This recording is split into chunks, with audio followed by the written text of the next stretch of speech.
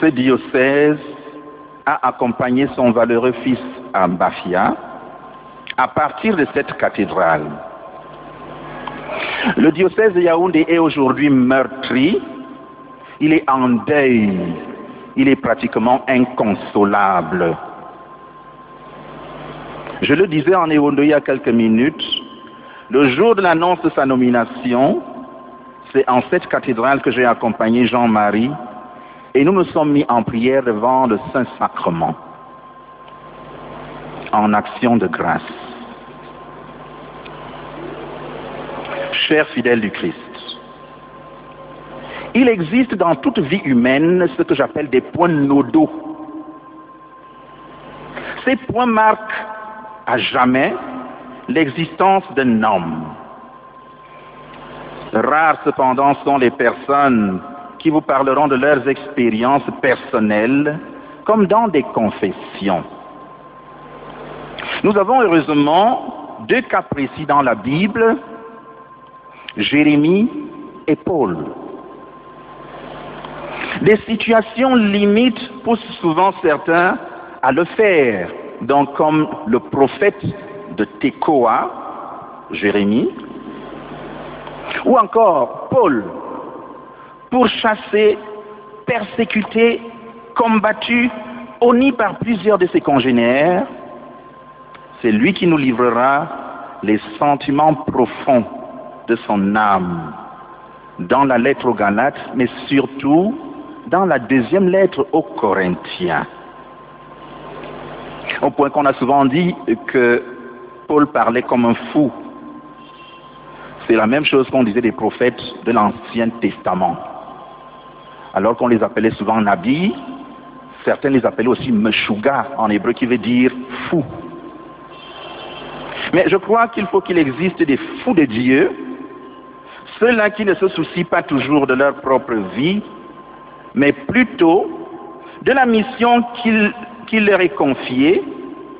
Je partirai par conséquent de la parole de Dieu pour dire au revoir à mon frère et ami. La première lecture que nous venons d'écouter est justement tirée de la deuxième lettre aux Corinthiens. Elle nous parle de l'apôtre qui reçoit des visions et des révélations extraordinaires qu'il n'est permis à personne de répéter. Voilà bien un phénomène qui ferait pousser des ailes à tout humain. On se sent un privilégié, on a vu Dieu, on a causé avec lui. Dans sa mission, le prophète ou l'apôtre doit rester humble et en fait, l'adversaire par excellence, le malin, n'est pas content de voir prospérer les amis de Dieu. Comme jadis avec Job, il devient l'accusateur par excellence, comme nous l'entendrons dimanche prochain à la messe. Qui accusera ceux que Dieu a élus? Paul nous dit alors que, dans son activité destructrice, comme la bête immonde et le dragon, qui essaie de dévorer l'enfant de la Vierge représenté, comme je vous l'ai dit ici, dans cette mosaïque du révérend Père Angelbert Van, un ange de Satan va le souffleter, et au moment où il veut s'en plaindre, Dieu lui donne la belle réponse suivante. Ma grâce suffit. C'est dans la faiblesse que je me révèle. Et Paul de conclure, je me complais dans les outrages, dans les calomnies, dans les faiblesses, car lorsque je suis faible et honni, c'est alors que je suis fort. L'apôtre, le prophète, doit prendre conscience de sa fragilité, de sa finitude, de ses limites, voir avant tout que c'est l'œuvre de Dieu qu'il accomplit. C'est Dieu qui lui donne les forces nécessaires pour accomplir au mieux la mission que Dieu lui donne. Paul est obligé de faire sa propre apologie parce qu'il se sent blessé, renié, conspué, alors qu'il remplit la mission à lui confiée par Dieu. C'est pourquoi il restera ferme dans sa foi et ne cherchera que le Christ crucifié. Jean-Marie que j'ai connu, un prêtre ayant un sensus ecclésiae très aigu. Jean-Marie a très souvent été envoyé parce qu'il avait une certaine diplomatie naturelle pour aller aplanir les différends qui pouvaient exister dans telle paroisse, dans telle communauté. Ça, c'était un don de Jean-Marie. Il arrivait à le faire. Partout où il était sollicité, il ne se faisait pas prier. Que de nuits de veille. Il était devenu comme le raisin dont parle Cicéron et qui est repris dans la littérature latine, uva maturata dulcessit. Lorsque le raisin a mûri, il devient doux. Jean-Marie Benoît Balacom a mis des enfants. Pendant de longues années, il fut le prêtre des Copes-Mondes. Il était à l'aise avec les enfants, qu'il entourait de toute son affection, au point que l'évêque l'avait fait aumônier de l'action catholique de l'enfance. Et un petit détail, il était un excellent nageur.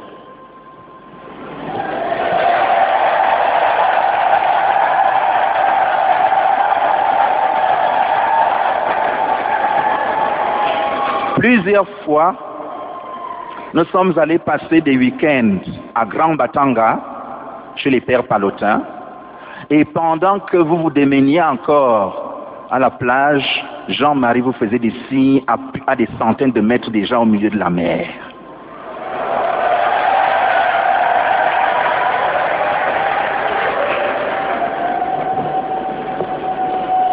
Au point que je pourrais dire que Jean ne pouvait pas se noyer. Non.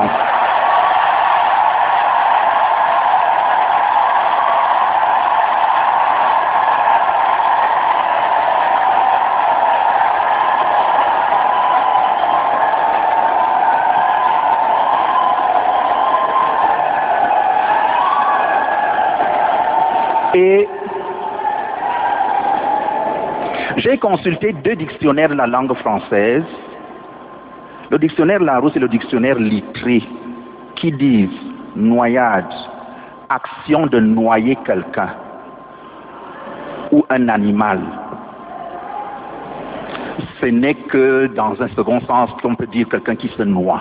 Mais la noyade, c'est d'abord noyer un individu, un homme ou un animal.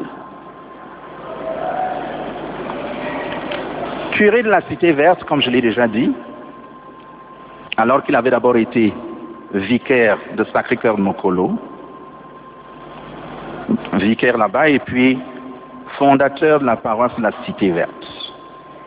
Il me raconta un jour combien il avait dû, à l'instigation de Monseigneur Jean Zoua, aller négocier dur et fort et longtemps avec le délégué délégué du gouvernement auprès de la communauté urbaine de Yaoundé pour obtenir le terrain de la paroisse de la Cité Verte. Un bon diplomate, un bon négociateur. Formateur et recteur du petit séminaire d'un Volier. La devise du petit séminaire d'un Volier, c'est Duc in altum, avance au large. C'est l'injonction du Seigneur à Pierre lorsque Pierre a passé toute la nuit sans pouvoir pêcher du poisson. Et le Seigneur lui dit, avance au large, duc in altum mare. Et c'est ce que Jean a toujours essayé de faire, surtout dans ce contexte-là, où il a tout fait pour amener les séminaristes, beaucoup d'entre eux sont prêtres aujourd'hui, à aller toujours de l'avant, à se battre pour l'excellence. Chers fidèles du Christ, la mort d'un prêtre fait mal. C'est d'abord la mort d'un homme, c'est vrai, mais la mort d'un chrétien aussi, mais ensuite, c'est la mort de quelqu'un qui a été choisi parmi les pécheurs pour être prêtre à l'image de Jésus, grand prêtre de la Nouvelle Alliance. Le jeune homme qui s'engage à la suite du Christ, Jean-Marie est passé par le petit séminaire Saint-Paul de Mbalmayo. Il a fini ses humanités au séminaire Sainte-Thérèse d'Envolier avant d'entrer au grand séminaire d'Colbisson. Ce jeune homme qui avait toutes les possibilités de faire carrière dans la haute administration a compris et très vite que le Seigneur voulait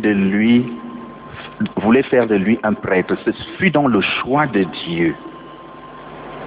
Saint Paul, qui écrit plusieurs lettres, pratiquement la moitié de tout le Nouveau Testament, lorsqu'il parle de son ministère, nous dit quelque chose qui a toujours retenu mon attention et que je voudrais relire avec vous ce jour. Le prêtre porte un trésor inestimable dans un vase d'argile qui peut se casser à tout moment, qu'on peut casser à tout moment. Chers fidèles du Christ, apprenez à aimer vos prêtres. Ils sont là pour vous. Aimez vos prêtres, aimez vos évêques. C'est votre devoir de chrétien. Aimez vos prêtres.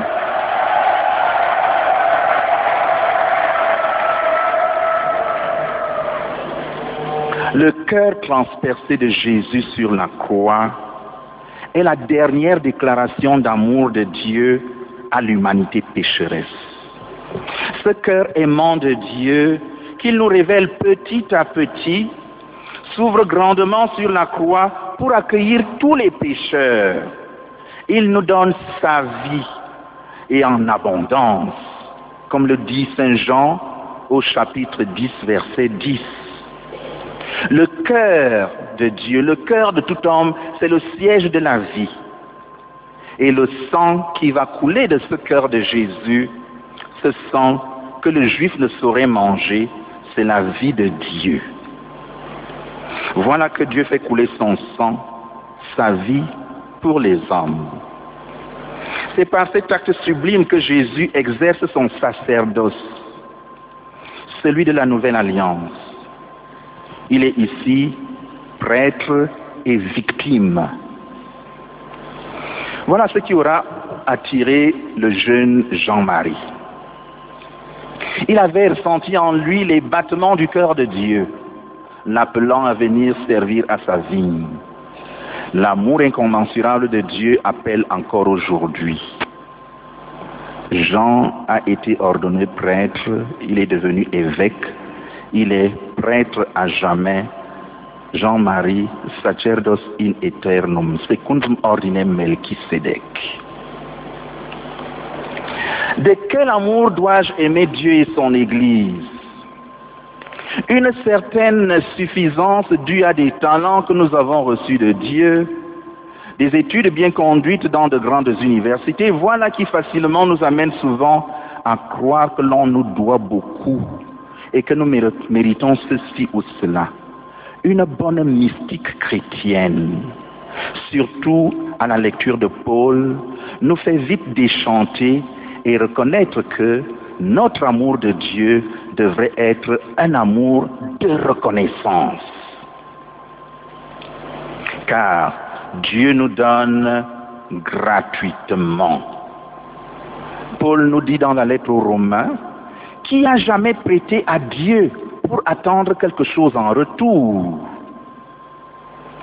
Lorsque Dieu donne, c'est la fameuse gratia gratis data. Un don de Dieu donné gracieusement, gratuitement. Il est vrai que Dieu continue de donner et son appel devient une gratia gratum faciens, une grâce qui fait de moi quelqu'un qui plaît à Dieu. Toute vantardise est par conséquent exclue de notre relation avec Dieu. Pierre va aimer Jésus plus que tous les autres parce qu'il a renié le Maître, parce qu'il l'a trahi, mais que Jésus lui a pardonné. Paul aimera Jésus, il se fera tellement un avec lui qu'il nous dira, ce n'est plus moi qui vis, c'est le Christ qui vit en moi. C'est pourtant ce même Paul qui avait mis toutes ses énergies en œuvre pour détruire l'œuvre du Christ. Mais le Christ, dans sa condescendance, lui a pardonné et en a fait un apôtre. Ainsi en va-t-il de nous prêtres, de Jean-Marie prêtre. Dans la lecture de l'apôtre Paul,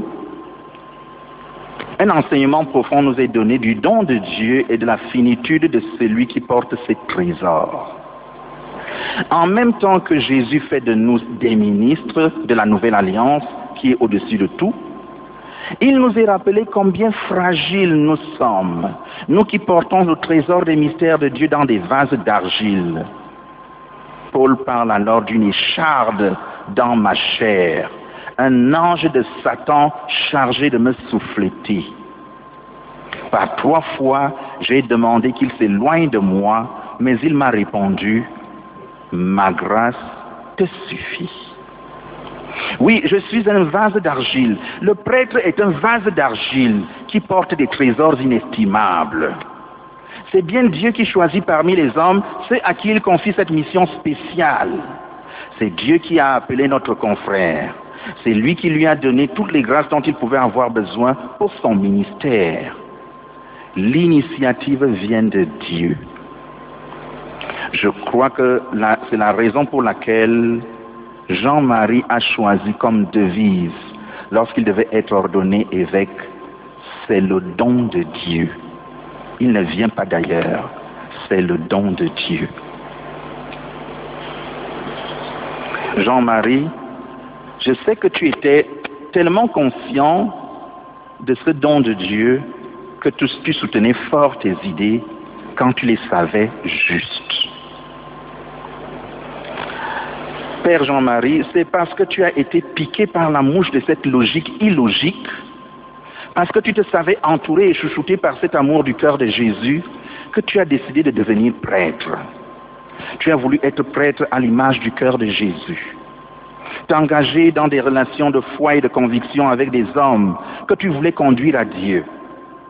Tu as voulu être prêtre, accompagnant les hommes à la recherche de Dieu, mais en leur laissant toute leur liberté.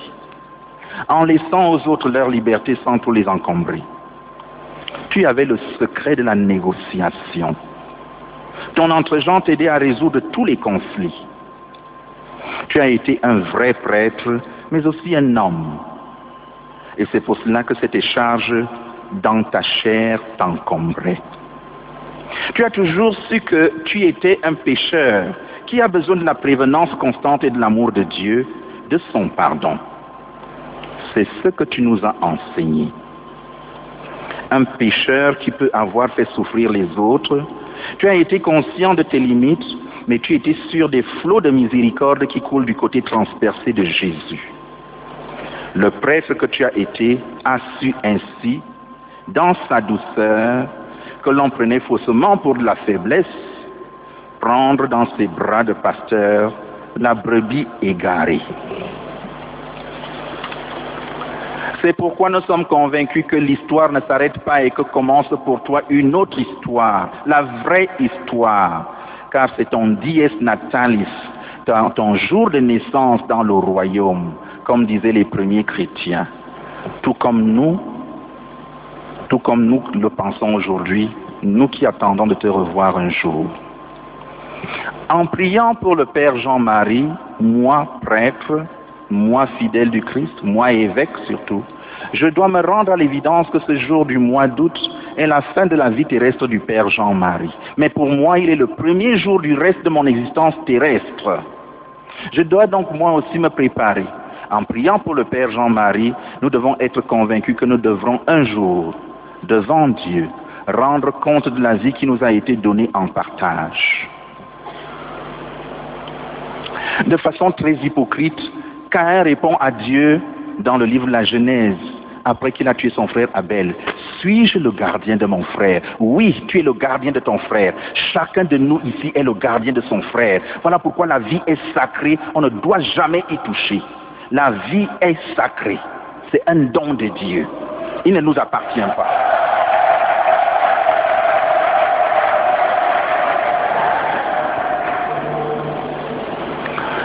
L'évangile de circonstance que nous avons entendu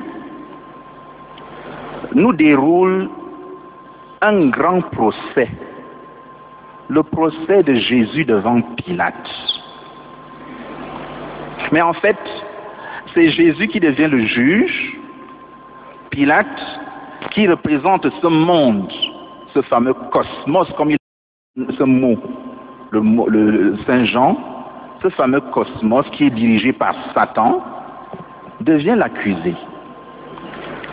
Pilate ne comprend pas que Jésus lui parle de la vérité.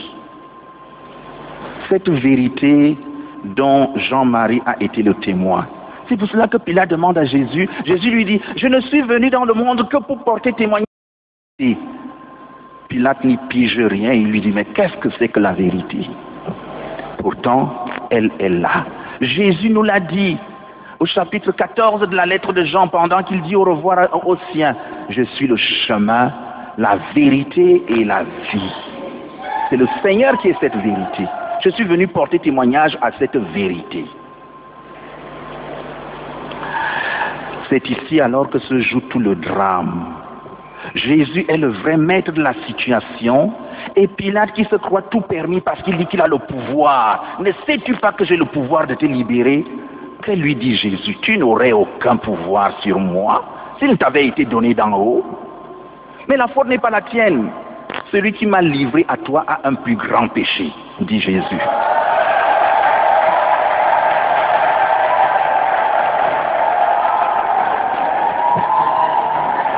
Jésus impute donc un péché plus grand à celui qui le livre. Le pouvoir, oui, le pouvoir. Le vrai pouvoir ignore la violence. Le vrai pouvoir construit la paix.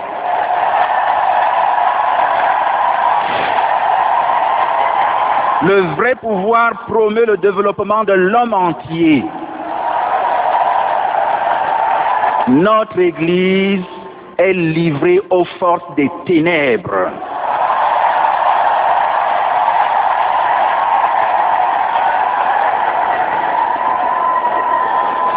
Livrée aux forces des ténèbres d'une part par des suppôts de Satan, d'autre part par certains faux membres de cette Église.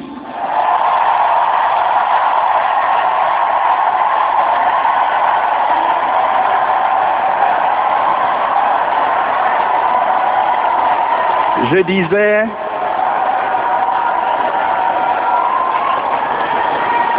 certains faux membres de cette Église, innombrables bienfaiteurs et sympathisants qui veulent détruire de l'intérieur.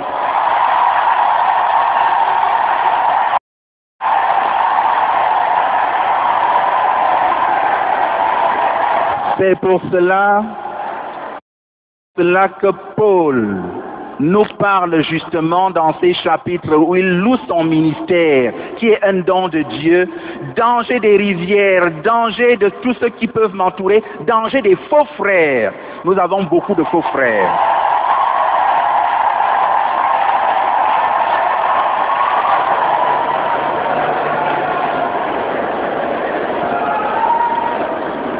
Je suis obligé à la fin de mon homélie de me poser la question suivante. Qui tue les prêtres de ce pays?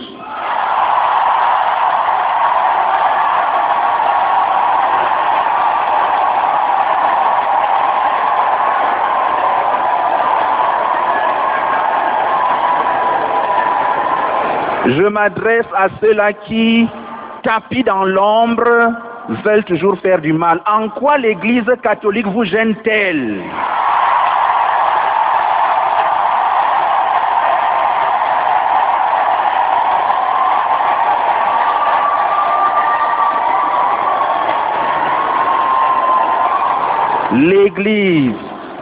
L'Église est de Jésus et en tant qu'œuvre de Jésus sur la terre, elle restera toujours forte.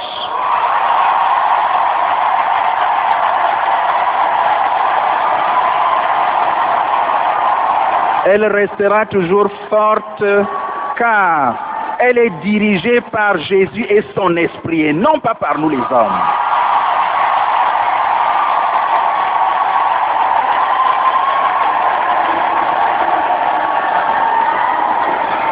Alors qu'il se rendait à Damas pour persécuter l'Église, Paul, Saul, a reçu cette révélation du ciel.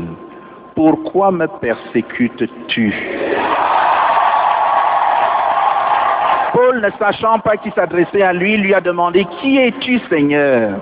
Le Seigneur lui a répondu, je suis Jésus que tu persécutes. Ce qui veut dire que quand nous nous attaquons à l'Église, nous nous attaquons à Jésus directement.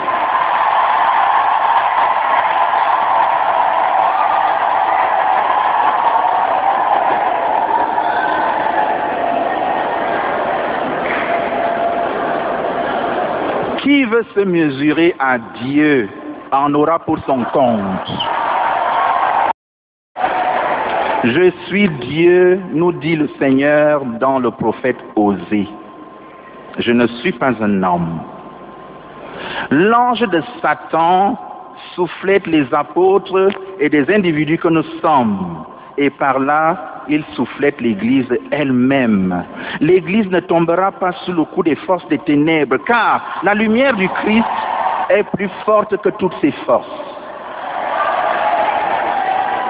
L'ange de Satan qui était chargé de souffleter Paul a aujourd'hui des suppôts tapis dans l'ombre, qui ne pourront rien contre ceux que le Seigneur a choisis et envoyés.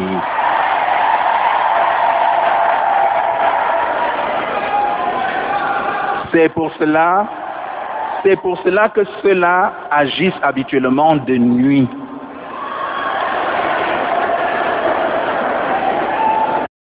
Le besoin se fait de nuit. Lorsque Judas sort pour aller livrer Jésus, Jean nous dit, je le traduis en latin, et erat nox, c'était la nuit. C'est très profond. Il faisait nuit. La secte juive de Qumran, c'est des contemporains de Jésus. Cette secte avait composé un ouvrage contenu dans ce qu'on appelle le rouleau de la guerre, dans lequel il est question de la guerre des fils de lumière contre les fils des ténèbres. Cette guerre a effectivement commencé et l'agneau de l'Apocalypse en sortira vainqueur.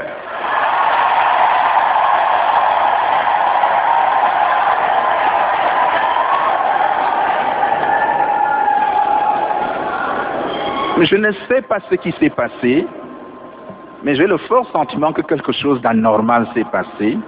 Et je pourrais parler un peu comme Cicéron s'adressant à son opposant Catilina au Sénat romain, où il lui disait « Quosque tandem abutere Catilina patientia nostra » Jusqu'à quand enfin abuseras-tu de notre patience, Catilina?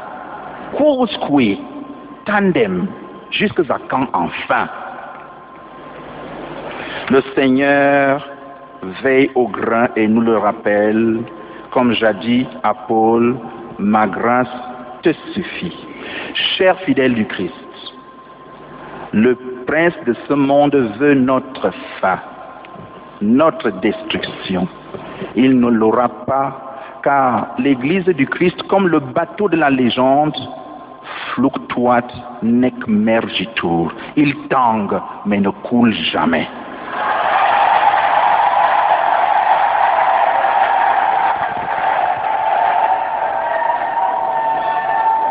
La barque de l'Église jamais ne coulera. Merci à nos pères évêques pour tout l'amour et toute l'affection qu'ils ont démontré à l'endroit de notre frère de ce diocèse devenu évêque. Père Jean-Marie, travailleur infatigable, fierté des tiens et de l'Église particulière qui t'avait été confiée. Nous reconnaissons en toi le confrère attentionné, un prêtre comme le saint curé d'Ars. Nous avons toujours pu apprécier tes nombreuses qualités et te disons merci pour tout ce que tu as fait pour les fidèles du Christ de ton diocèse. Ton sens de l'écoute, ton sensus ecclésiae, ton accompagnement de la jeunesse dans les mouvements des jeunes et la formation des futurs prêtres à Sainte Thérèse. Nous sommes conscients que tu n'étais pas parfait, mais nous mettons toute notre confiance en celui qui t'a appelé, qui a laissé des suppôts de Satan accomplir leur funeste ouvrage. Toi, l'homme du pardon, prie pour nous et pour ceux-là qui se battent pour la destruction de l'Église du Christ que tu as tant aimé. Va, serviteur fidèle.